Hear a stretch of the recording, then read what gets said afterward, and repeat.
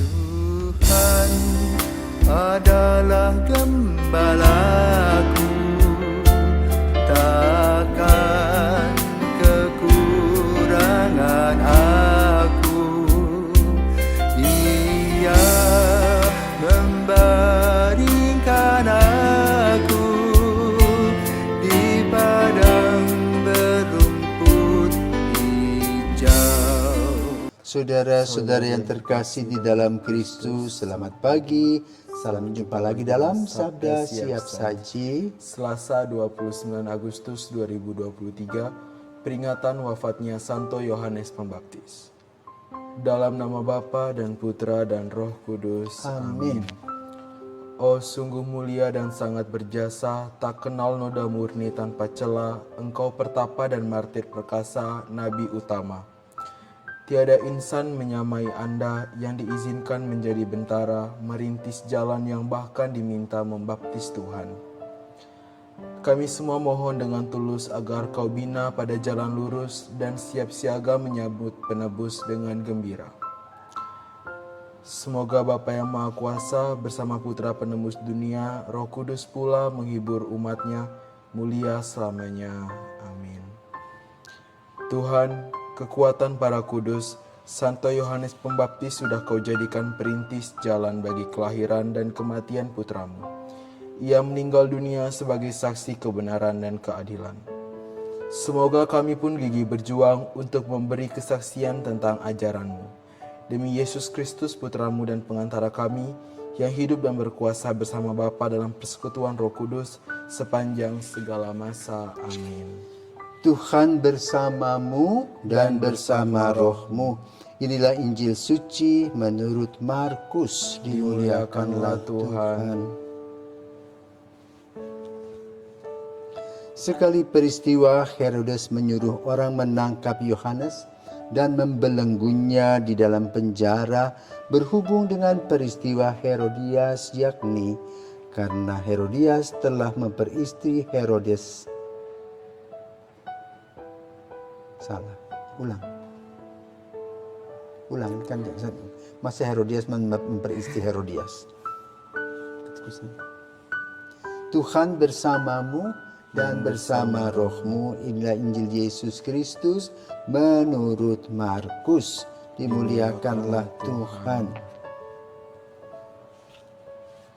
Sekali peristiwa, Herodes menyuruh orang menangkap Yohanes dan membelenggunya di dalam penjara berhubung dengan peristiwa Herodias, yakni karena Herodes telah memperistri Herodias, istri Filipus saudaranya. Yohanes pernah menegur Herodes, "Tidak halal engkau mengambil istri saudaramu." Karena kata-kata itu, Herodias menaruh dendam kepada Yohanes dan bermaksud membunuh dia, tetapi tidak dapat sebab Herodes segan terhadap Yohanes. Karena ia tahu bahwa Yohanes adalah orang yang benar dan suci, jadi ia melindunginya. Tetapi setiap kali mendengarkan Yohanes, hati Herodes selalu terombang-ambing. Namun ia merasa senang juga mendengarkan dia. Akhirnya tiba juga kesempatan yang baik bagi Herodias, yakni ketika Herodes pada hari ulang tahunnya mengadakan perjamuan untuk pembesar-pembesar, para perwira dan orang-orang terkemuka di Galilea. Pada waktu itu putri Herodias tampil lalu menari dan ia menyukakan hati Herodes dan tamu-tamunya. Maka Raja Herodes berkata kepada gadis itu, "Mintalah daripadaku apa saja yang kau ingini, maka akan kuberikan kepadamu." Lalu Herodes bersumpah kepadanya, "Apa saja yang kau minta akan kuberikan kepadamu, sekalipun itu setengah dari kerajaanku." Anak itu pergi dan menanyakan kepada ibunya, "Apa yang harus ku minta?" Jawab ibunya, "Kepala Yohanes Pembaptis." Maka cepat-cepat ia pergi kepada raja dan meminta, "Aku mau supaya sekarang juga engkau memberikan kepadaku kepala Yohanes Pembaptis dalam sebuah talam. Maka sangat sedihlah hati raja, tetapi karena sumpahnya dan karena tamu-tamunya ia tidak mau menolaknya. Raja segera menyuruh seorang pegawai dengan perintah supaya mengambil kepala Yohanes. Orang itu pergi dan memenggal kepala Yohanes di penjara. Ia membawa kepala itu di sebuah talam dan memberikannya kepada gadis itu. Dan gadis itu memberikannya pula kepada ibunya. Ketika murid-murid Yohanes mendengar hal itu, mereka datang mengambil mayatnya lalu membaringkannya dalam kubur. Demikianlah sabda Tuhan. Terpujilah Kristus. Baik Romo, setelah tadi saya mendengarkan Injil pada hari ini, saya ingin bertanya, apakah posisi Herodes sebagai raja saat itu bisa dikatakan salah atau tidak? Karena ia tidak sengaja untuk memberikan segala sesuatu kepada putrinya, dan akhirnya putrinya meminta kepala Yohanes Pembaptis itu sendiri. Bagaimana pendapat Romo tentang hal ini? Selamat pagi Leon. Bagi Romo. Ini kisah tragis, ya, kisah yang dialami oleh Yohanes Pembaptis sebagai penjaga kebenaran dan keadilan. Dari sisi Yohanes, dia tidak salah. Dia mengungkapkan tentang situasi yang sebenarnya tidak boleh terjadi. Karena Herodes sudah punya istri.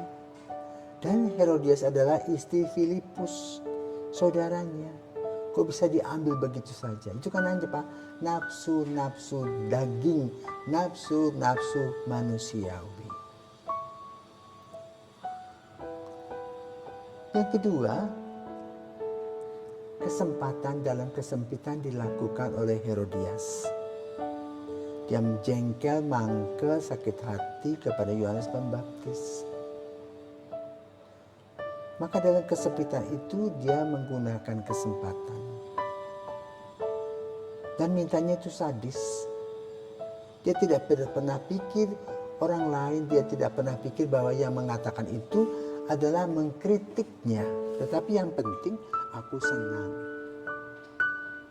Maka tidaklah mengherankan kalau dia minta kepala Yohanes Pembaptis. Apakah Herodes salah? Salah. Pertama dia mabok, ya. Kedua dia berbuat jahat tadi, berselingkuh. Dengan akibat kepala Yohanes Pembaptis. Nah, apa sebetulnya yang perlu kita ambil? Ya, seperti kemarin, ya, kita merayakan Santo Agustinus, lalu bacaannya adalah tentang Yesus mengutuki orang-orang ahli kitab yang mengatakan munafik, celakalah. Demikian pula dengan peristiwa Yohanes Pembaptis pun kita harus berefleksi diri. Jangan sampai kasus perselingkuhan yang terjadi dalam diri pemimpin itu ada dalam kehidupan kita. Dan bahayanya adalah orang-orang yang berani mengkritisi. Pada umumnya orang takut berkata kepada penguasa. Karena ketika dia berkuasa, dia bisa berbuat sadis seperti Herodes tadi. Dan dasarnya adalah hanya untuk melindungi kenikmatan-kenikmatan yang dialami. Melindungi orang-orang yang dia cintai. Atau orang-orang yang memberi kepadanya semangat hidup kedagingan. Dan hal ini bisa terjadi dalam perkawinan, dalam hidup perkawinan. Di mana seorang bapa berselingkuh dengan perempuan yang lain dan sang istri mengkritisinya, maka dapat bogem mentah. Sang suami tidak mau tahu, yang penting kenikmatan dia dengan perempuan yang baru itu terlaksana. Dan ini cukup banyak. Demikian pula sama bapak-bapak juga ada yang menderita. Kalau sang ibu ini, tante-tante girang ini, emak-emak ini juga mempunyai berondong-berondong. Yang repot adalah juga orang-orang yang memakai jubah seperti kita ini. Ya, kita harus berhati-hati dengan diri kita, dan apa yang dialami oleh Yohanes Pembaptis ini merupakan cermin bagi kita untuk melihat. Apakah saya bersikap seperti Yohanes Pembaptis? Apakah saya bersikap seperti Herodes yang menggunakan kekuasaan? Apakah saya juga seperti Herodias yang menggunakan kesempatan dalam kesempitan hanya untuk mengumbar nafsu dan menguasai sang Herodes?